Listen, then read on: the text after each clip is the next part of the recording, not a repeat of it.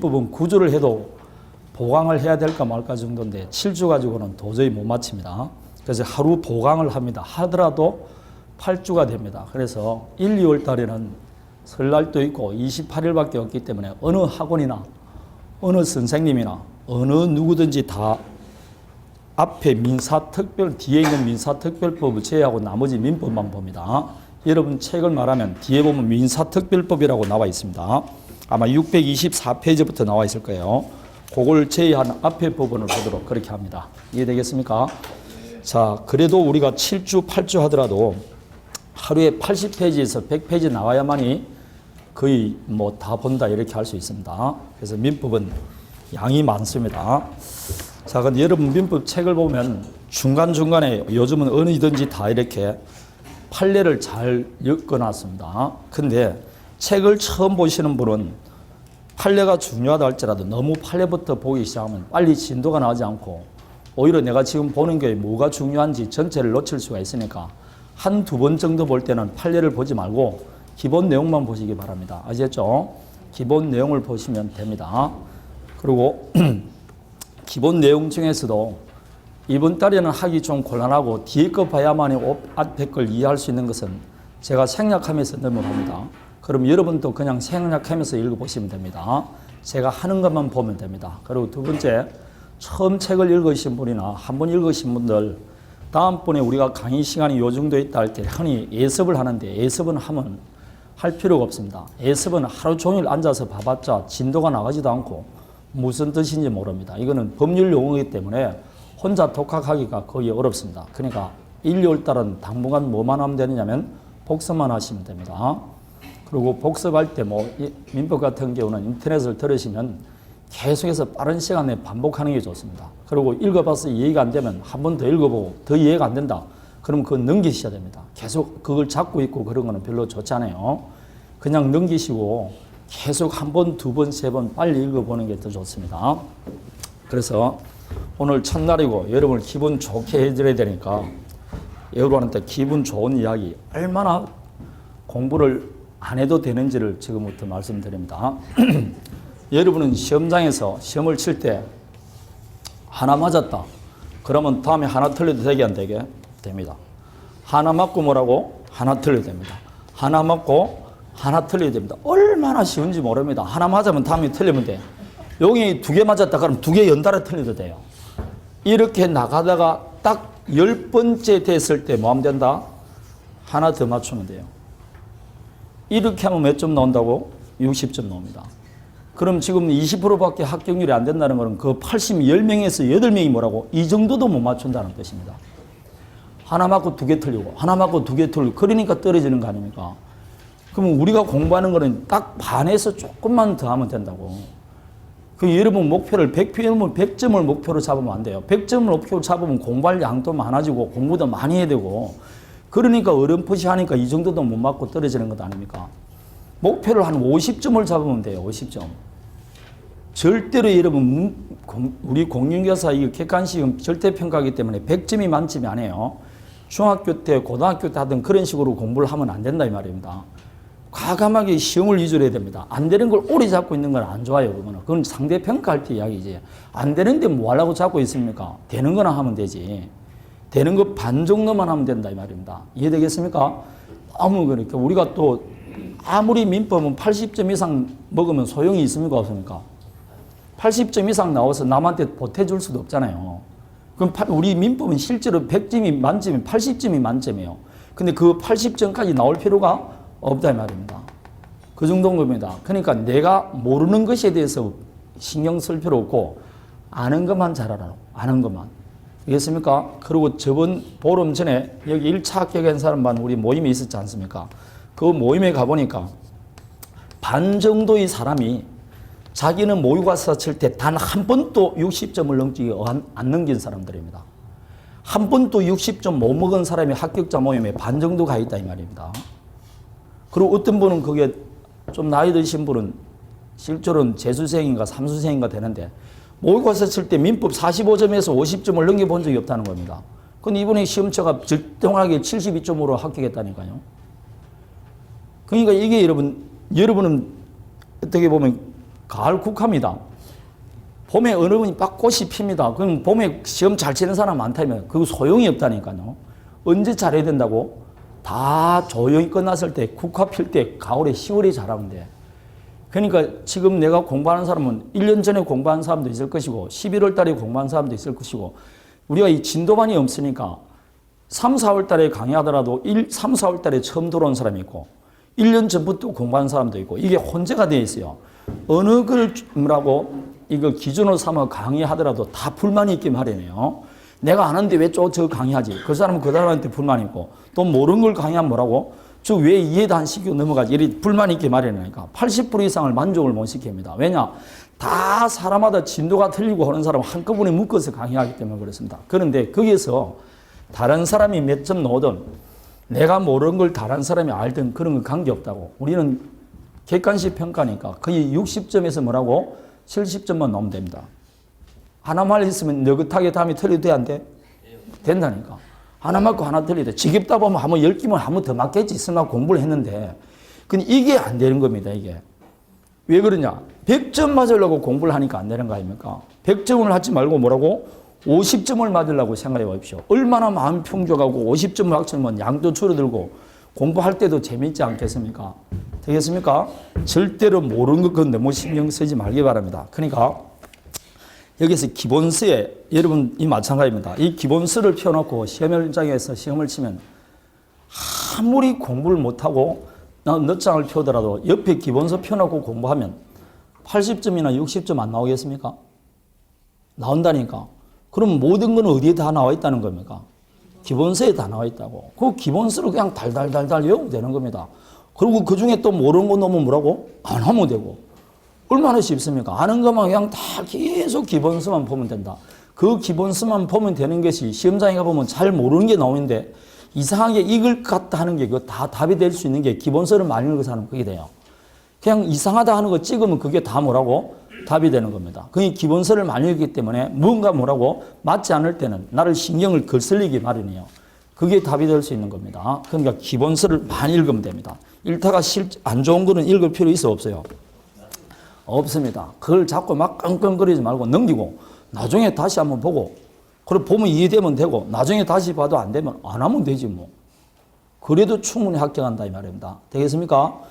너무 막 공유계사 민법 어휘 그런 거 안 어렵습니다. 여기 안 어렵다는 거는 열심히 공부를 한다는 전자에 있습니다.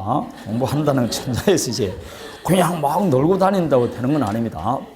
그리고 이게 착각하는 게 이 학원에서 강의하는 게 이 정도 하루에 100페이지씩 이렇게 나가는 강의가 보기보다 굉장히 어렵습니다. 그런데 차근차근 착착착 나갑니다. 그러면 강의 들을 때는 야 이거 이해 다 되고 별거 어려운 거 아니구만 이렇게 생각하는데 그건 제가 잘하지 여러분이 잘하는 게 아니에요. 이게 학원 강의라는 게 포장을 잘 해가 여러분한테 탁 던져줍니다. 그럼 마치 착각을 들게 만드는데 딱 없는 상태에서 책을 읽어보니까 전혀 기억이 안 나고 잘 안 됩니다. 그러니까 그 착각이 사라지기 전에 반드시 뭐라고? 복습을 해야 돼요. 복습하지 않으면 아무것도 남아돌지 않습니다. 여러분 자녀도 마찬가지입니다. 학원에 보내고 나서 딱 집에 돌아왔을 때 20분이라도 책상에 앉아서 학습하는 사람은 반에서 1, 2, 3등 안에 들고 갔다 왔다는 절대로 5등 안에 안 들어갑니다. 다 같은 학원에 나가더라도 절대로 복습하지 않는 아무 의미가 없습니다. 학원 강의는 굉장히 뭐라고 정치하게 되어 있습니다. 이 경쟁이기 때문에 딱 주어진 조건 하에서 하기 때문에 외우는 것도 두 문자 굉장히 잘해 준다니까. 학교에서는 그런 거 안 하지 않습니까? 근데 갔다 와서 자버리면 뭐라고? 들은 안 드나 똑같습니다. 그러니까 다 같은 강의가 있음에도 불구하고 이 차이가 쭉 나는 게 그 이유가 그렇습니다. 그럼 가정교사를 들으면 좋다는 게 가정교사는 저번 주에 했던 걸 확인하게 안 하게? 확인을 해요. 그러니까 숙제를 내주고 하게 만드니까 하는 것이지 안 그러면 똑같은 겁니다. 그러니까 여러분도 반드시 복습해야 된다 안 해야 된다? 이거는 그냥 당연한 이야기입니다. 부탁이고 자시고 할 게 아니고 복습은 당연히 해야 됩니다. 안 한다. 안 하면 그냥 내년에 다시 하면 됩니다. 그래서 1차 5개년 계획 잡는다든지 그렇게 하면 왔다리 갔다리 하면 됩니다. 5년 정도 왔다리 갔다 하면 설마 뭐라고? 어디 걸린 거 있습니다. 그렇게 합격해도 돼요. 되는데 올해 합격한 사람 반드시 복습을 해야 됩니다. 예습은 할 필요 없다고 그랬습니다. 자, 그러면 책 4페이지를 펴봅니다. 자, 책 4페이지 11월 달, 12월 달은 용어 해설을 쭉 했으니까 자, 용어 해설은 재우고 이제 본격적인 기본 강의 들어갑니다. 자, 우리가 지금 민법을 봅니다. 민법인데 이 법은 뭐냐? 그는 우리가 사람이 사회 공동생활을 하게 되면 반드시 지켜야 될 법칙이 있습니다. 이걸 법칙을 준칙 혹은 규범이라 그래요. 그 규범 중에 가장 오래된 규범이 당연히 종교 규범입니다.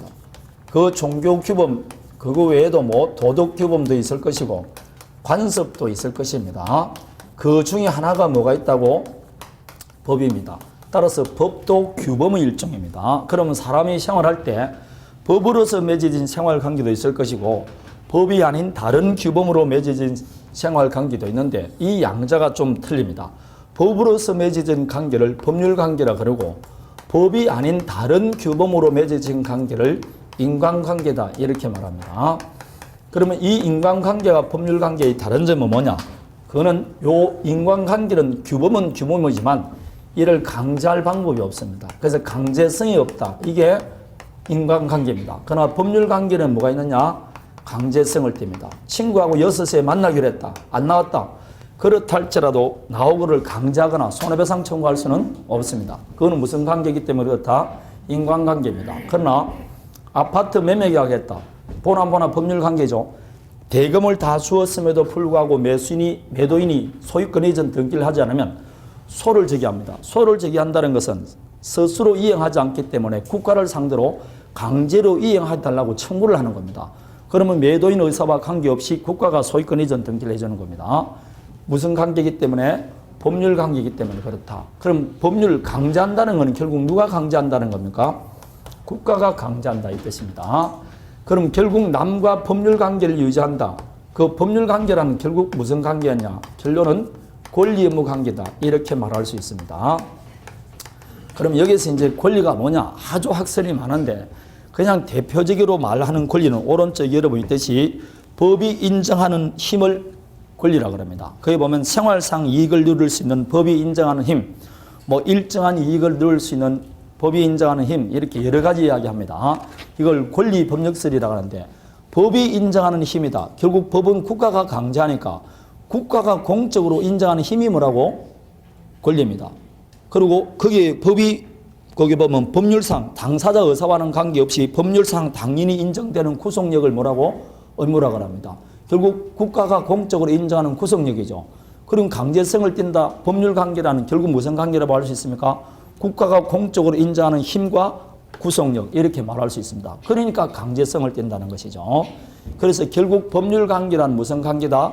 권리 의무 관계다. 이렇게 말을 하는 겁니다. 자, 그러면 권리 의무 관계라는데 국가와 개인 사이도 권리 의무가 발생할까 안 할까요? 하겠죠. 국가와 개인 사이의 권리 의무에 관한 모든 법을 무슨 법이라고 그러냐? 그걸 공법이라 그렇게 말합니다. 그래서 이 공법에 해당되는 대표적인 게 이제 헌법이라든지 형법이라든지 행정법 이런 것들입니다. 대학교에서 이 세 가지를 전공하면 공법학자다 이렇게 말합니다. 다음에 국가와 아니고 개인과 개인 사이에도 권리 의무가 발생할 수 있습니까? 없습니까? 개인과 개인 사이의 권리 의무에 관한 모든 법을 뭐라고 그러냐? 이걸 사법이다 이렇게 말합니다. 그 사법에 해당되는 게 민법과 상법 이렇게 있습니다.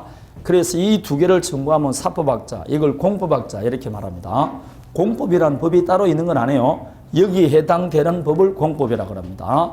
그 수많은 행정법 중에서 여러분 지금 뭘 보느냐면 국토의 계획 및 이용에 관한 법률, 농지법 이런 걸 보는 겁니다. 그 중에 하나를 보는 걸 공법을 배운다 이렇게 말하는 거죠. 공법 박사 그런데 실제로 공법 박사는 없습니다. 여러분 사법 박사란 말 들어봤습니까? 안 들어봤잖아. 근데 꼭 공법은 공법 박사 그럽니다. 이쪽을 전공하는 사람이 좀 말이 많고 내세우기를 좋아하고 그럽니다. 그 대부분 국회의원들이 그 전공한 거 보면 형법을 전공했든지 아니면 헌법을 전공한 사람 많아요. 그쪽 쪽이 조금 그런 경향이 있습니다. 그러면 이 중에 여기 수많은 것 중에 하나를 전공하면 박사학위를 받으면 공법에 관한 박사학위를 받았다. 그렇게 말하는 겁니다. 우리가 흔히 육법전서란 말 들어봤습니까? 육법전서를 외운다 그랬잖아요. 그럼 6개 법조문을 다 외운다는데 그 6개 법조문은 행정법이라는 것은 법조문이 없습니다. 그냥 그 행정에 관한 법을 행정법이라 그러고 기본법은 몇 조문이 안 됩니다. 그래서 우리가 흔히 할 때 헌법, 형법, 민법, 상법 4개에다가 민사소송법, 형사소송법을 합쳐서 육법전서 이렇게 말합니다. 그 조문을 다 외운다는 뜻입니다. 외워지느냐? 저절로 외워집니다. 이거. 그 막 별로 어렵지 않습니다. 대학교 한 2학년 정도 되면 다 외워집니다. 여러분도 좀 이따 보면 민법 조문 중요한 거는 다 외워져요. 1년 만에. 안 외우고 싶다. 그래도 외워져요. 그게 저절로. 자꾸 하다 보면 사람이 어쩔 수 없이 외워지는 겁니다. 약간 이렇게 공법과 사법으로 나누는데 민법은 어디에 속한다고? 사법에 속합니다. 개인과 개인 사이의 권리 의무에 관한 법이라고 볼 수 있습니다. 그럼 국가와 개인 사이의 권리 의무에 관한 법은 당연히 국가와 개인 사이는 수직 명령 관계입니다. 수직 명령 관계이니까 이 공법에 관한 규정은 원칙적으로 무슨 규정이다? 강행법규다. 그렇게 말을 하는 겁니다. 자, 일단 법률 관계라는 권리 의무 관계다라고 하는데 사람이 여러분 권리도 있고 의무가 있는데 권리에는 의무가 따르는 게 많지만 사람은 권리 위주로 생활합니까? 의무 위주로 생활합니까? 당연히 권리 위주로 생활합니다. 여러분 임대인 그러면 우리 흔히 말해서 월세를 줄 때 주인 이야기입니다. 임대인은 뭐 할 권리가 있습니까? 차임받을 권리가 있겠죠. 그럼 임대인은 의무는 없습니까? 깜짝 놀라는 사람도 있을 거고 있다는 사람도 있습니다. 그러면 의무가 뭐가 있습니까? 잘 모르겠죠. 권리 그러면 차임 월세 받을 권리는 빨리 생각하고 누구든지 인정하는데 의무 그러면 있다는 것도 처음 듣는 사람이 있고 있는 건 알겠는데 뭔지 선뜻 이야기가 안 나온다니까. 왜냐? 사람은 뭘 위주로 생활하지 않는다고? 의무적으로 생활하지 않습니다. 항상 권리 위주로 생활합니다. 따라서 법률 관계라는 권리 의무 관계지만 이걸 권리 중심 체계로 말하면 결국 법률 관계란 무슨 관계다? 권리 관계다. 이렇게 말할 수도 있는 겁니다. 여러분 책 4페이지를 펴보면 밑에서 네 번째 줄 보면 동그라미 2번 민법이란 사인 간의 개인 간의 법률 관계에 관한 법이라 할 수 있다라고 되겠죠. 그럼 법률 관계는 권리 의무 관계인데 민법은 권리와 의무 중 뭘 중심을 하고 있다? 권리 중심의 체계를 취하고 있기 때문에 권리 의무 관계를 줄여서 무슨 관계다? 권리 관계다. 따라서 이제 민법이란 간단히 정의하면 개인과 개인 사이의 권리 관계에 관한 법이다. 이렇게 말할 수가 있다는 겁니다. 이해되겠습니까? 자, 그래서 여기서 이제 참고로 권리가 뭔지 오른쪽 5페이지 보면 권리의 종류에서 뭐 인격권, 재산권 나오고 뒤에 보면 작용에 의한 분류 이런 거 나옵니다. 여러분 한번 읽어보셔야 된다. 읽어봅니다. 이건 우리 시험에 나오는 게 아니고 참고사항입니다. 1, 2월 때 안 읽어보면 읽어볼 시간이 없으니까 꼭 한번 읽어보십시오. 다음에 권리 주체, 자연인 그런 거 나옵니다. 좀 이따 가지고 행위 능력에 대해서는 조금 보도록 하겠습니다. 그럼 뭐 법인, 그리고 민법의 10페이지, 11페이지 보면 이건 우리 시험범에 들어가는 게 아니고 쭉 민법 앞에 있는 걸 지금 이렇게 예시를 한 겁니다. 자, 그 중에서 여러분 먼저 11페이지를 펴보십시오. 그게 주물과 종물이란 말이 있을 겁니다. 11페이지 민법의 물건에 의의되어 있고 3번 물건의 종류라고 나와 있죠. 그 물건에는 크게 부동산과 동산이 있습니다. 그럼 부동산은 뭐냐? 토지와 그 정착물을 부동산이라 그러고 부동산 외의 물건은 전부 다 뭐라고 그런다? 동산이다. 이렇게 말합니다. 토지와 그 정착물입니다. 토지 위에 경곽에 부착된 것, 그걸 정착물이라고 그러고 정착물은 부동산을 봅니다. 그러면 건물은 부동산이다 아니다? 부동산이죠. 경곽에 부착되어 있지 않습니까? 수목은 경곽에 부착됐으니까 부동산이죠. 당연히. 맞습니까? 교량, 담장 다 부동산입니다. 다만 부동산 중에서 토지가 부동산이고 정착물도 부동산인데 그 중에서 건물은 토지와는 완전히 별개의 부동산으로 보고 나머지 부동산은 토지의 구성 부분으로 봅니다. 즉 토지와 별개로 보지 않고 뭐로 본다고? 그냥 토지와 같은 것으로 본다 이 뜻입니다. 따라서 내가 수목, 건물, 토지 이 세 개를 가지고 있을 때 나는 부동산을 몇 개 가지고 있는 겁니까?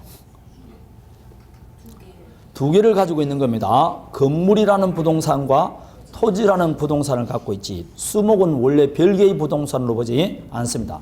부동산은 부동산인데 뭐와 같이 취급한다고? 토지와 같이 취급합니다. 다만 이 수목도 경우에 따라서는 토지와 별개의 부동산을 만들 수가 있다. 그게 여러분 중개법 시간에 배우는 임목에 관한 법률이나 명인 방법이라는 공시 방법을 갖추면 되는 겁니다. 그렇지 않으면 그냥 토지의 구성 부분을 봅니다. 내가 토지를 경락받았다. 경락받았는데 건물이 하나 있더라. 그러면 건물도 경락받을 수 있습니까? 없습니까? 경락인이 소유권 취득한다 못한다? 못한다니까. 토지와는 건물은 뭐라고? 별개의 부동산이에요. 그러나 그 토지 위에 있던 수목은 누구라고? 경락인에게 계속되는 겁니다. 이해되겠습니까? 그렇게 나눠집니다. 다음에 주물과 종물인데 거기에 보면 물건의 상용에 구하기 위해서 물건에 부속시킨 물건을 종물이라 그럽니다. 자기 물건의 상용에, 상용이라는 건 늘 사용하는 말입니다. 계속적으로 사용하는데 뭐라고? 필요할 때 옆에서 부속시킨 물건을 뭐라고? 종물이다. 그런 말입니다. 주물이나 종물이나 소유자는 같은 겁니다. 자, 그래서 주물과 종물 그런데 그 주물과 종물 중에 대표적인 해가 주유소에 가면 주유기가 있습니까? 없습니까? 그 주유기는 주유소 영업할 때 늘 필요한 물건을 서로 부착시킨 것이요. 그게 대표적인 뭐라고? 종물입니다. 횟집에 가면 수족관이 있습니까? 없습니까? 수족관이 있죠. 횟집에 쓰는 싱싱한 회를 위해서 뭐라고? 물고기를 당연히 옆에서 살려놔야 죽으면 안 되겠죠. 그 위에서 보조하게 만드는 게 뭐라고? 수족관입니다. 그 수족관이 횟집에 뭐로 본다? 종물로 봅니다. 그게 판례입니다. 그러면 종물은 어떻게 되느냐? 종물은 주분의 처분에 따른다 되어 있습니다. 따라서 횟집에 저당권이 설정되면 그 저당권의 효력이 어디에도 미친다? 수족관에. 주유소에 저당권이 설정되면 그 효과가 주유기에 미칩니다. 따라서 경락받으면 경락인은 뭐도 취득한다? 주유기도 취득하고 횟집에 있는 수족관도 취득합니다. 이게 이제 소송을 붙어서 전부 다 종물로 판결이 나온 겁니다. 이걸 주물, 종물 이렇게 말합니다. 다음에 뒤에 보면 천연과실, 법정과실이라는 과실이 있는데 물건으로부터 산출되는 경제적 수익을 흔히 과실이라고 하는데 거기에 보면 용법에서 수출되는 산수물을 천연과실 가릅니다. 사과나무의 주된 용도가 뭡니까? 사과죠. 젖소의 주된 용도가 우유죠. 그럼 사과, 우유가 천연과실입니다. 다음에 물건의 사용대가로 받는 걸 뭐라고 한다? 법정과실이라고 합니다. 물건의 사용대가. 예컨대 토지 사용대가로 받는 게 뭡니까? 지료. 건물 사용대가로 받는다? 임대료. 돈 사용대가로 받는다? 이자. 그래서 제가 앞으로 과실 그러면 번개처럼 임대료, 지료, 이자 이거 세 가지 생각합니다. 천연과실은 나올 리가 없으니까 지료, 임대료, 이자 이게 대표적인 과실입니다. 그래서 상가를 매매했다. 상가 월세가 200만 원 나온다. 그럼 언제부터 매수인이 그 월세를 가져가느냐? 그럴 때 법조문에는 언제부터 월세를 매수인이 가져가느냐 이렇게 안 나와 있고 과실수취권이 누구한테 있냐 이렇게 물어봅니다. 그 월세가 뭐라고? 과실입니다.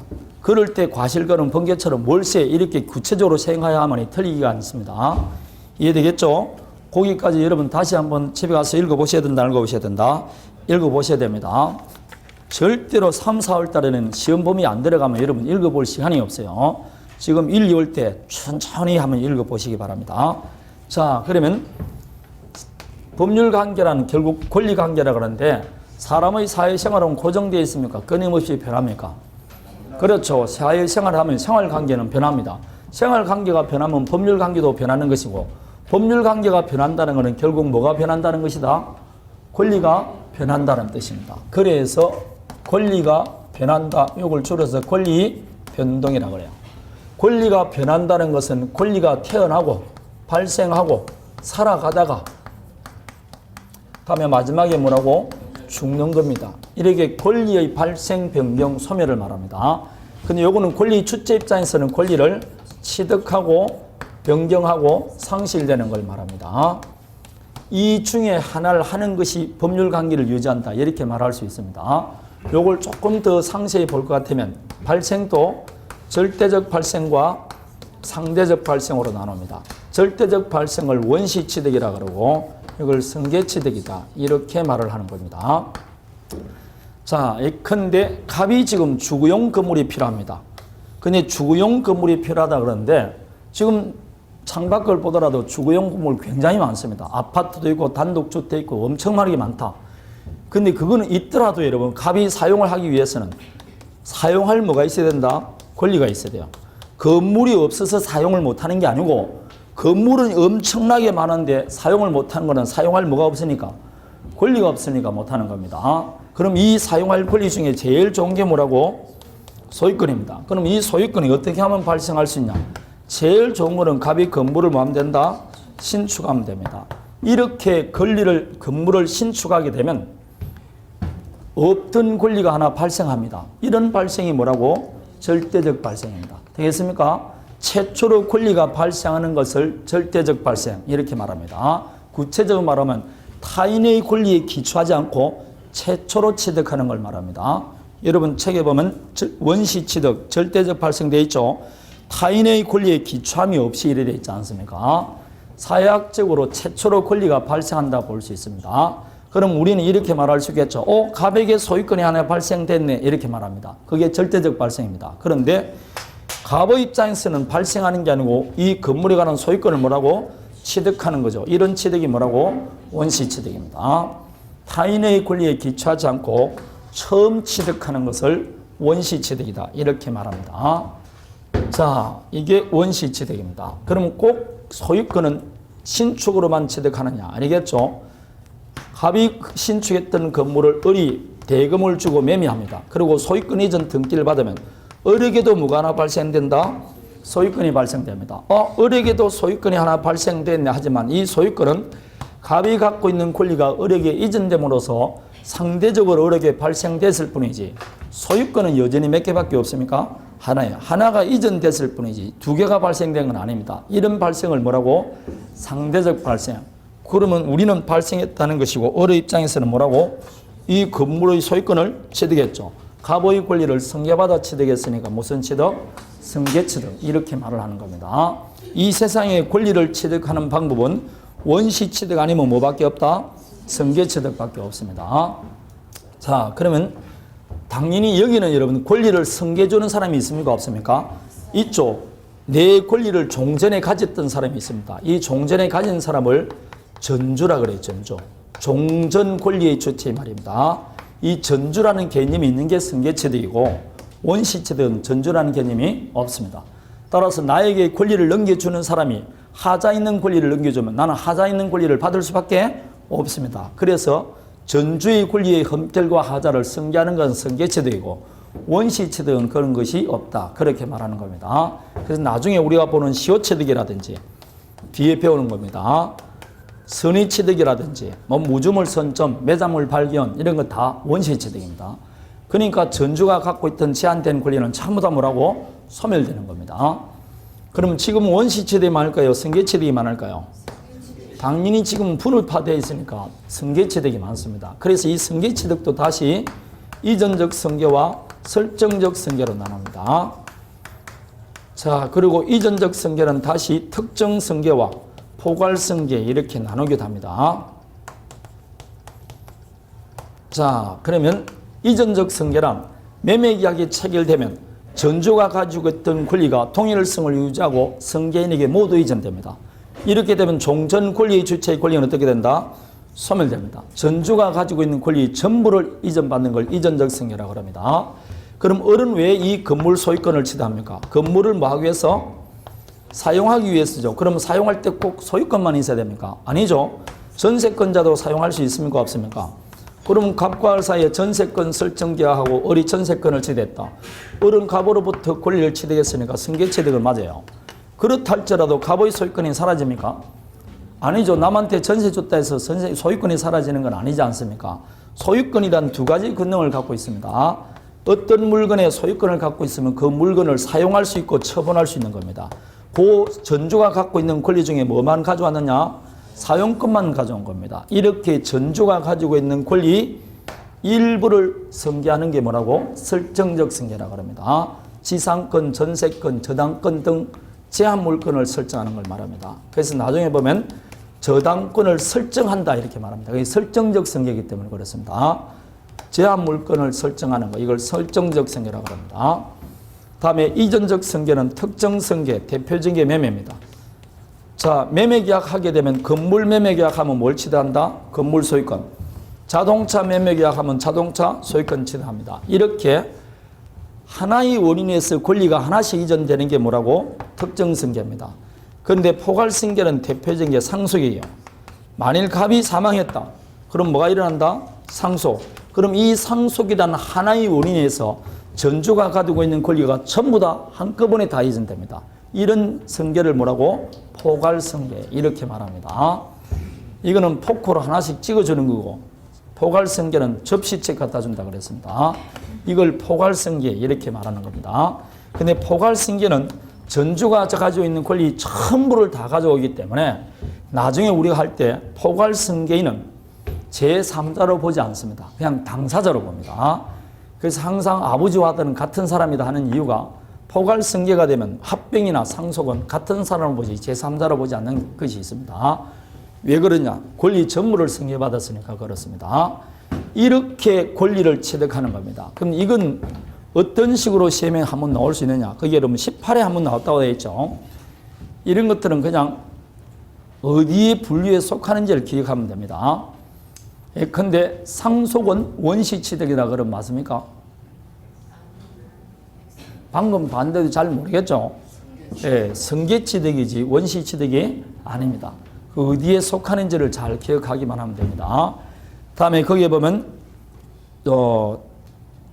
발생 변경했을 때 오른쪽 변경도 주체의 변경, 내용의 변경, 작용의 변경 이런 게 나와 있습니다.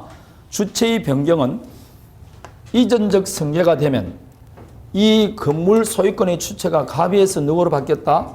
을로 바뀌었죠. 이걸 주체의 변경이라고 합니다. 그래서 이전적 승계를 권리 주체에서 입장에 보면 뭐라고? 주체가 변경됐다 이렇게 말합니다.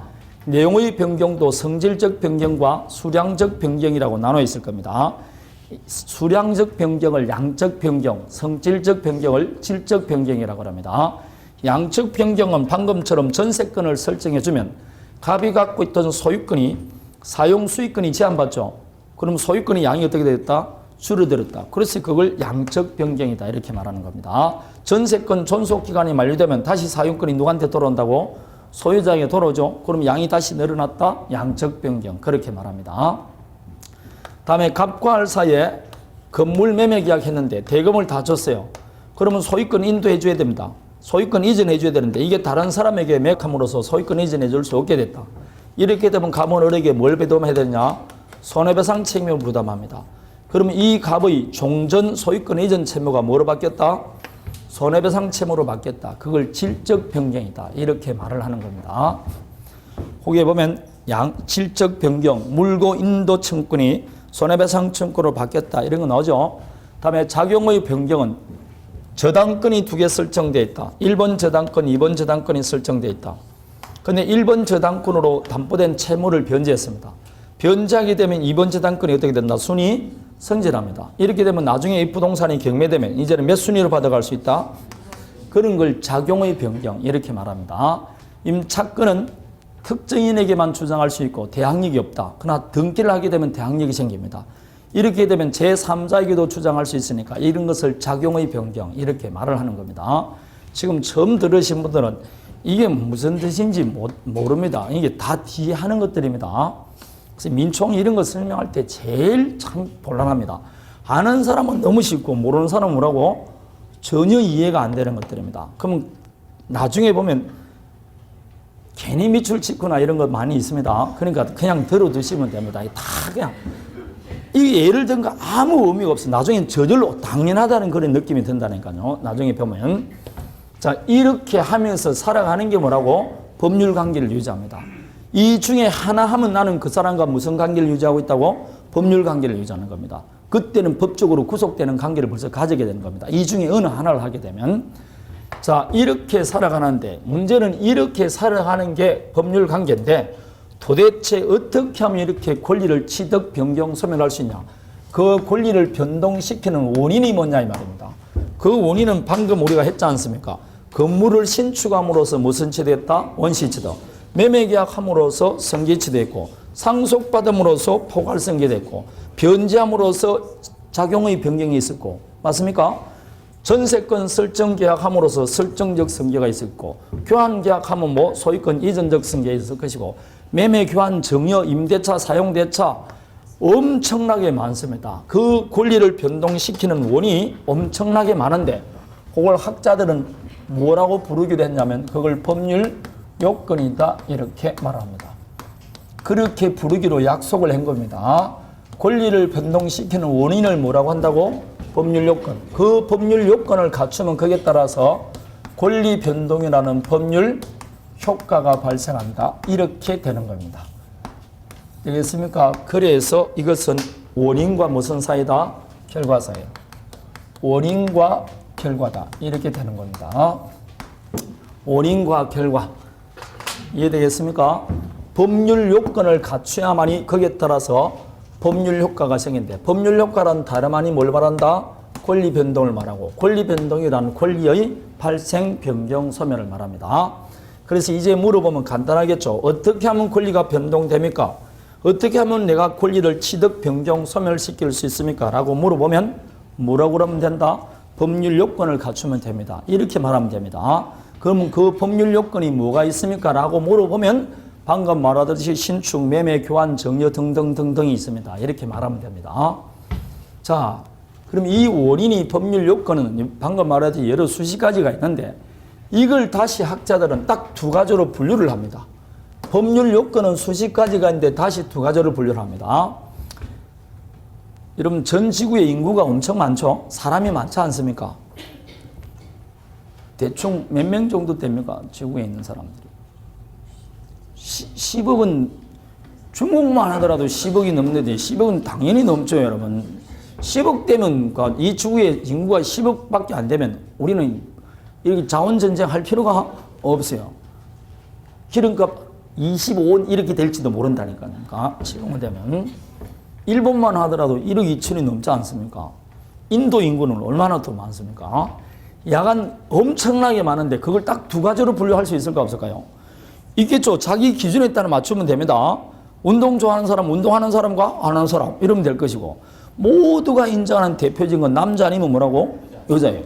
어떤 인구든 남자든 뭐라고? 여자 둘 중에 하나를 가야 된다고.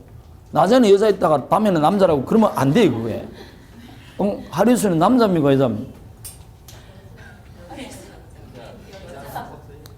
그 사람은 바꿨지 않습니까? 여자예요. 그러니까 그걸 한쪽에 가야 되지 뭐라고 반은 여자고 그러면 안 돼요. 둘 중에 하나라니까. 그럼 마찬가지입니다. 법률 요건에 해당되는 홍석천은 그럼 뭡니까? 그러면 남자 아닙니까? 징그러운 남자에 속하는 겁니다. 보니까 자, 그러니까 그 애는 참 좋아요. 여자를 만나도 뭐라고 까다고 불들고 남자 만나도 뭐라고 더 좋고 뭐 이거 아무나 갔어도 손 만져도 되고 그 애는 참 복다군 탄남입니다. 자, 법률 요건은 크게 나누는데 뭐로 나누냐? 법률 행위인 것과 법률 행위 아닌 것 이렇게 나눕니다.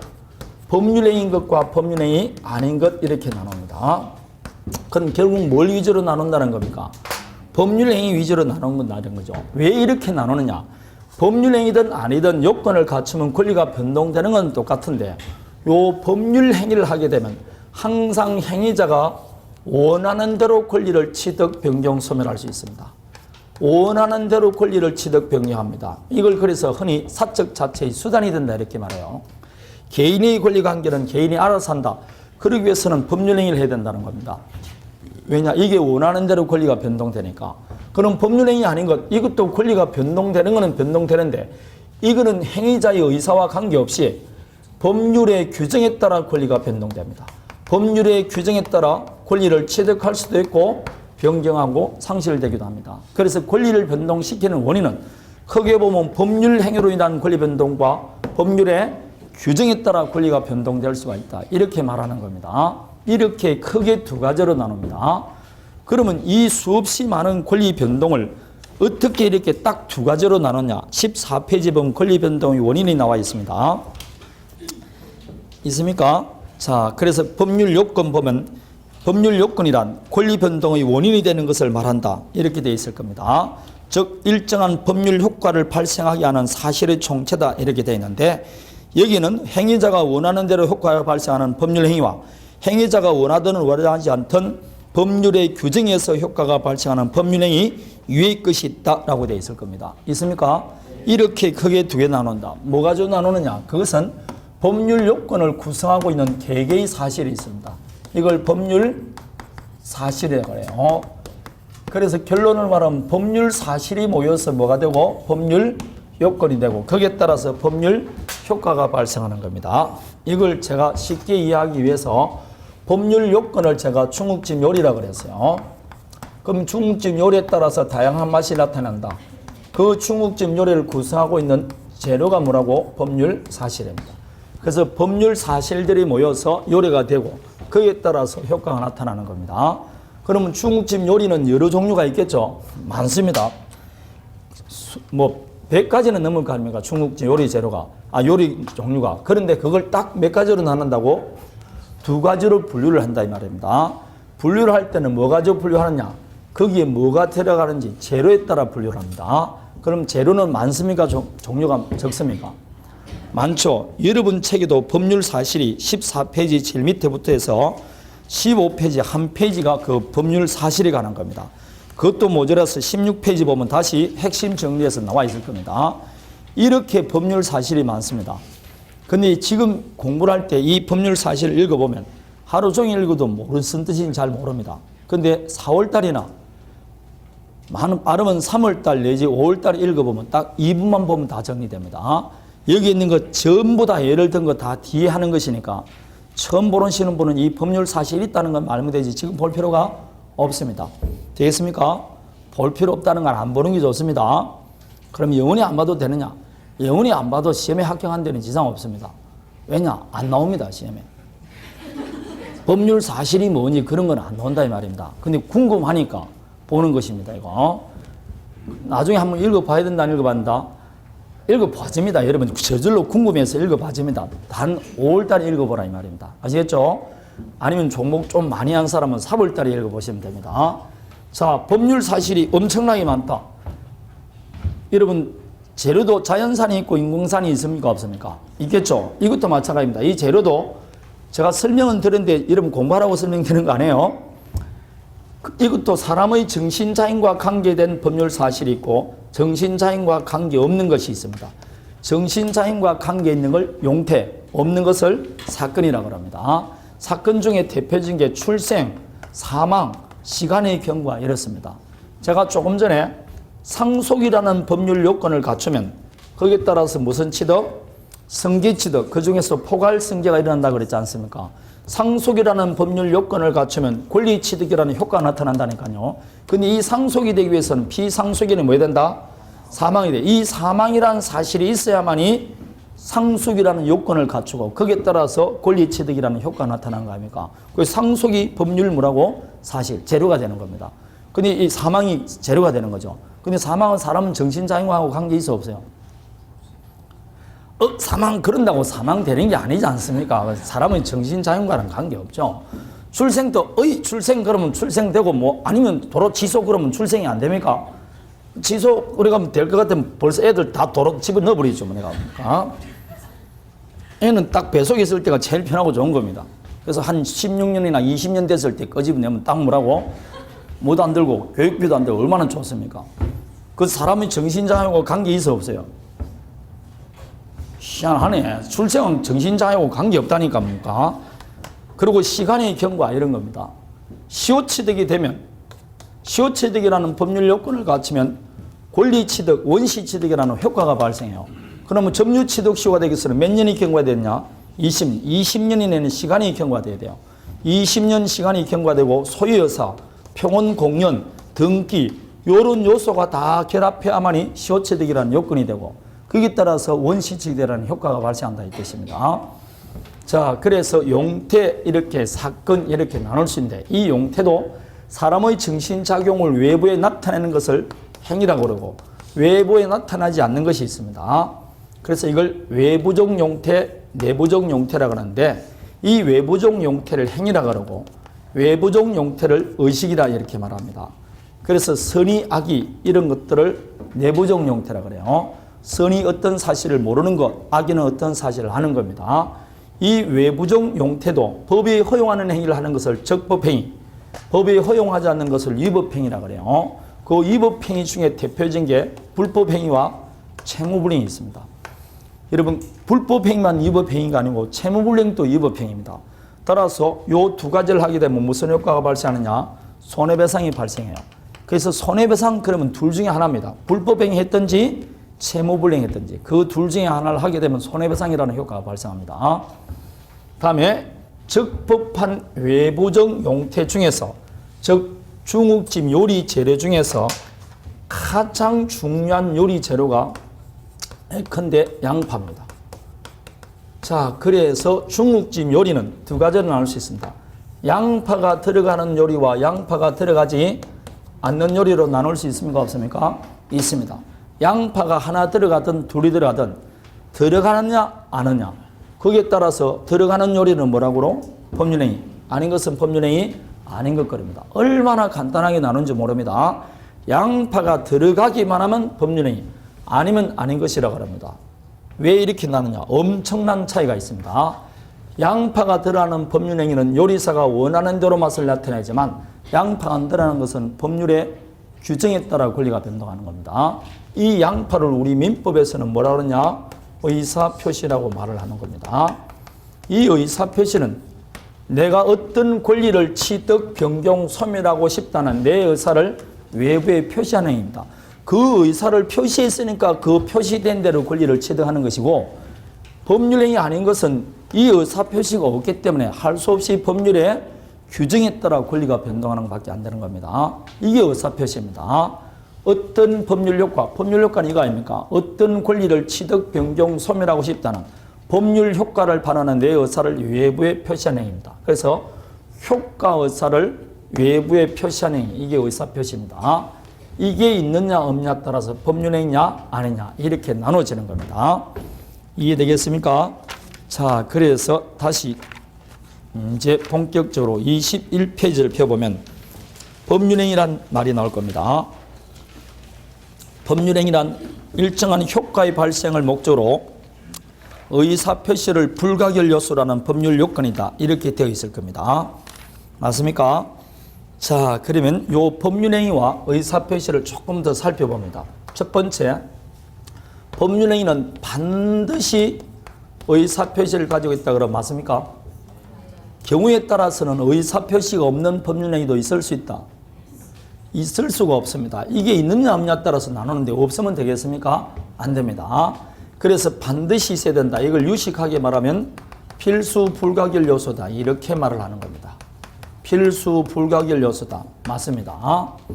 그러면 이 법률행위는 의사표시만으로 이루어졌다 그러면 맞습니까? 틀립니까?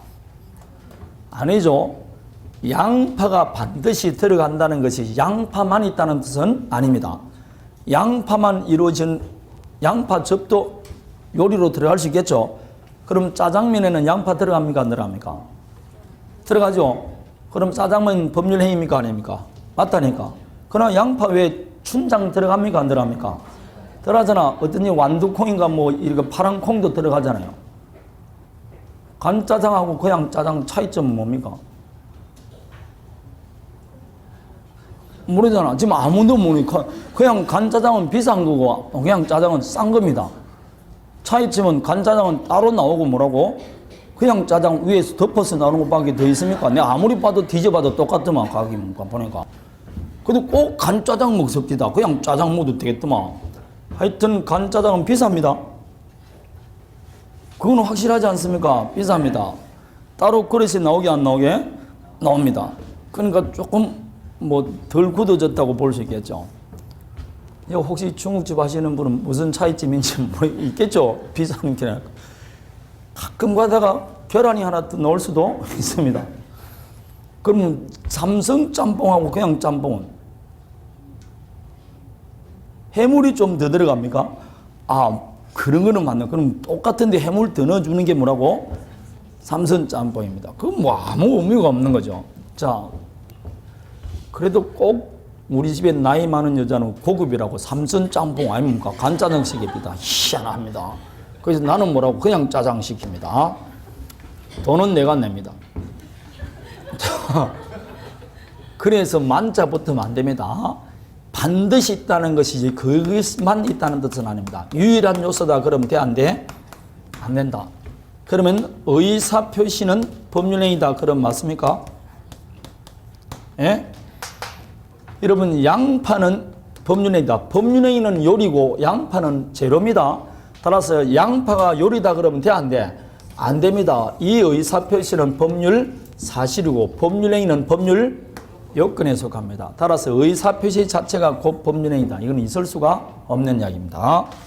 썩은 양파가 들어가면 요리에 영향을 미칠까요? 안 미칠까요? 미칩니다. 그래서 의사표시에 흠결이 있거나 하자가 있으면 곧 어디에 영향을 미친다? 의사표시의 법률행위에 영향을 미칩니다. 그래서 나중에 사기 강박에 의해서 내가 의사를 표시하면 그 법률행위를 취소할 수 있는 겁니다. 착오로 인해서 의사를 표시하면 그 법률행위도 취소할 수 있고 통정해서 의사를 표시하면 그 법률행위는 무효가 되는 겁니다. 무조건 영향을 미칩니다. 그래서 나중에 법률행위 해석할 때 법률행위를 해석한다는 것은 곧 의사표시를 해석하는 것이다. 이렇게 말을 합니다. 요게 의사표시와 법률행위 관계입니다. 여러분 책 21페이지 2번 법률행위와 의사표시의 관계 나와있죠. 그 이야기입니다. 거기에 까만 글씨를 보면 법률행위는 법률 요건에 해당되고 의사표시는 법률 사실에 해당된다. 다음에 끝에 의사표시가 법률행위의 유일한 요소도 되는 것은 아니다. 2번 의사표시를 불가결 뭐란다? 요소란다. 그런 것들이 맞는 겁니다. 다음에 뒤에 3번 의사표시의 결함이 있는 경우 법률행위 전체의 효력에 영향을 미친다. 이렇게 되는 겁니다. 그리고 사척 자체의 수단이 된다. 제가 말을 했습니다.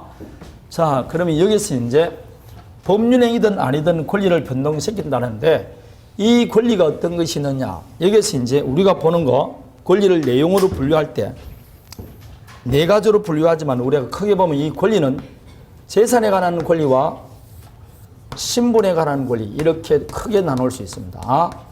재산에 관한 권리, 신분에 관한 권리입니다. 자, 그 신분권은 요즘 그냥 가족권이다 이렇게 불리웁니다. 신분권은 봉건적인 냄새가 난다 해서 그 재산권은 재산은 크게 보면 재화와 용역에 대한 권리입니다. 재화와 용역이라 그래요. 재화라는 결국 물건에 관한 권리입니다. 용역은 용역 설계 이게 다 사람이죠. 사람의 노동력을 필요로 하는 것을 말하는데 이 재산에 관한 권리, 물건에 관한 권리를 뭐라 하냐면 물건이라고 사람에 관한 권리를 채권 이렇게 말을 합니다. 이렇게 물건, 채권을 나누고 신분권도 다시 친족권과 상속권 이렇게 나누는 겁니다. 친족권, 상속권 이렇게 나눕니다. 그러면 당연히 민법은 개인과 개인 사이의 권리 의무에 관한 법이니까 개인과 개인 사이도 재산에 관한 권리 의무, 신분에 관한 권리 의무가 있을까 없을까요? 그걸 규정한 법이 민법이니까 당연히 우리 민법도 이렇게 규정이 되어 있다 이 말입니다. 그럼 우리 시험 범위에 뭐는 안 들어가게? 이 신분권은 시험 범위에 안 들어갑니다. 우리는 뭐만 들어간다고? 요 재산권만 시험 범위에 들어가는데 그 재산권을 보면 물건도 있고 뭐도 있다? 채권도 있습니다. 그런데 물건, 채권을 딱 보면 공통적으로 들어가는 게 있을까 없을까요? 있습니다. 이 공통적으로 들어가는 부분은 가만히 보면 두 가지겠죠. 이거는 법의 기본 원리라고 볼 수 있습니다. 다 들어가 있으니까. 그러니까 법의 기본 원리라고 볼 수도 있고 두 번째는 공통으로 들어가니까 물권법 할 때 설명하고 채권법 할 때 설명하면 중복되지 않습니까? 그래서 요 앞에 부분, 요 부분을 약으로 묶어내서 민법 총칙 이렇게 말을 합니다.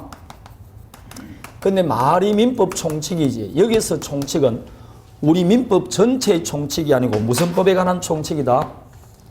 재산법에 관한 총칙이지 신분권과는 관계가 없습니다. 그래서 다음 주부터 공부를 할 때 무슨 제도, 비진입 표시, 통정의 표시, 대리 이런 거 배울 때 신분행위에 적용되느냐 계속 물어보는데 애당초부터 적용이 안 됩니다. 민총은 뭐가 적용이 안 된다고? 신분행위는 적용이 안 됩니다.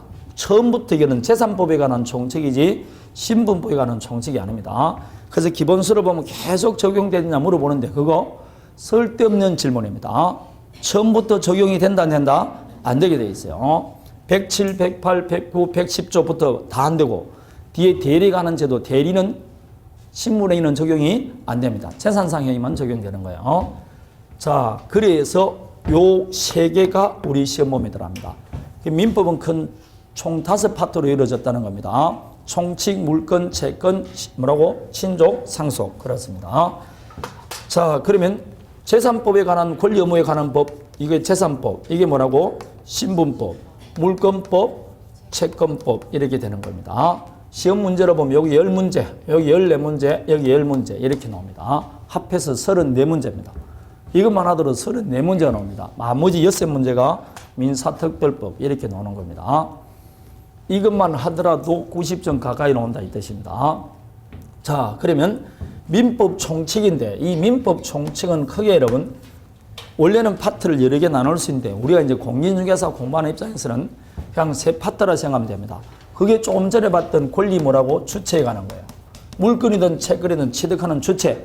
다음에 뭐가 있다고? 권리의 객체가 나와 있겠죠. 그래서 주체는 자연인, 법인 나와 있고 어떻게 하면 법인이 되느냐 나와 있고 객체도 물건이 뭐냐 아까 봤듯이 부동산, 동산, 주물, 종물, 뭐 과실, 뭐 이런 거 원물 이런 걸 쭉 설명해 놨습니다. 그리고 이 주체가 객체에 대해서 취득하는 게 권리 아닙니까? 권리를 객체가 물건이든 사람이든 뭐라고? 물건이든 취득하는 것인데 그 취득하는 원인이 두 가지가 있습니다. 법률행위든지 법률행위 아닌 것인데 내가 법률행위를 하게 되면 그게 물건이든 채권이든 내가 원하는 대로 변동시킬 수 있습니까? 없습니까? 있죠. 그럼 이 법률행위는 모든 재산권의 공통된 법률 원인이라고. 물건행위를 하게 되면 법률행위를 하게 되면 물건도 변동시킬 수 있고 채권도 변동시킬 수 있습니다. 내가 원하는 대로. 그럼 물건 변동을 목적으로 하는 법률행위를 뭐라고 했습니까? 물건행위. 채권 변동을 목적으로 하는 법률행위는? 잘하네요. 그러면 신분행위상 권리 변동을 목적으로 하는 법률행위를 신분행위 이렇게 말합니다. 그런데 법률행위 아닌 것은 법률의 규정에 따라고 권리변동합니다. 법률의 규정에 따라 변동하는 결국 소유권에 가보면 요 소유권은 요런 요건을 갖추면 소유권을 취득한다고 법에 규정되어 있을 것이고 지상권을 보면 요런 요건을 갖추면 요 지상권을 취득한다.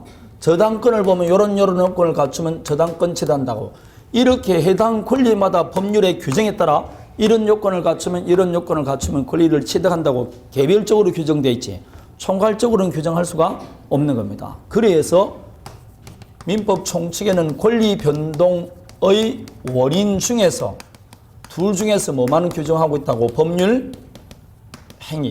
모든 권리 변동의 공통 원인인 법률 행위를 규정하고 있습니다. 이렇게 크게 세 파트가 있습니다.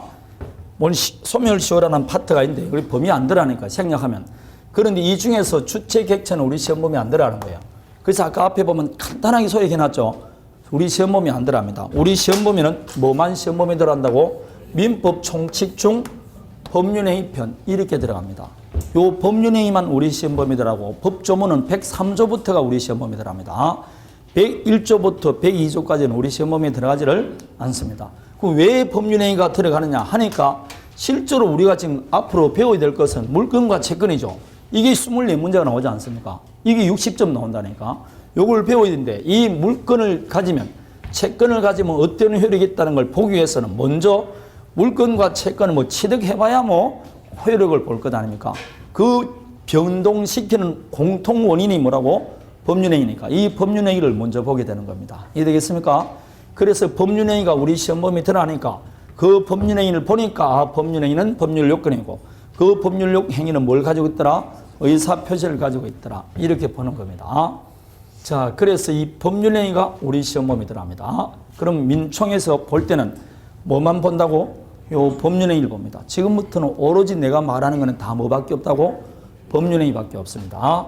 자, 그래서 지금부터 이 법률행위를 보는데 요게 중요하다 보니까 학자들이 이걸 다양한 기준에 따라 나누기도 하고 요건을 나누기도 하고 그럽니다. 그래서 여러분 책 22페이지부터 보면 법률행위 종류 이렇게 나와 있는 겁니다. 자, 조금 쉬었다가 종류부터 하도록 하겠습니다.